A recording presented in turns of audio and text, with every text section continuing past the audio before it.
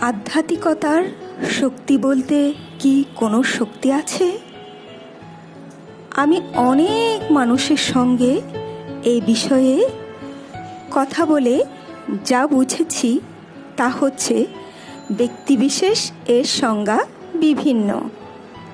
অনেকে বলে আধ্যাত্মিকতার শক্তিতে মানুষকে প্রায় মৃত হতেও বাঁচানো সম্ভব। অনেকেই বলে রোগীকে সুস্থ করাও সম্ভব।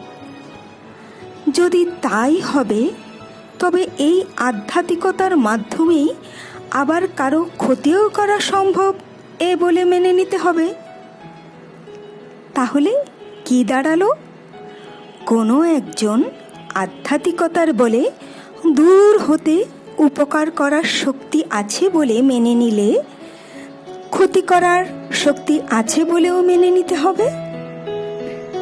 প্রশ্ন হচ্ছে, তা কি আদৌ সম্ভব? যদিও বা প্রকৃতিতে অনেক আশ্চর্য ঘটনা ঘটে, যার ব্যাখ্যা এখনো পর্যন্ত দেওয়া সম্ভব হয়ে ওঠেনি।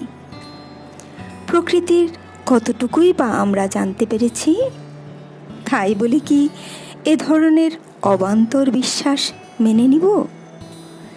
যিনি অন্যকে সুস্থ করে তোলেন আধ্যাত্মিকতার বলে, সে নিজেকে কেন সুস্থ করে তুলতে পারেন না?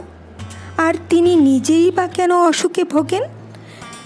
আবার যিনি প্রায় মৃতকে বাঁচিয়ে তুলতে পারেন, তিনি কেনই বা তার আয়ুকে 200 বছরে উন্নীত করতে পারেন না?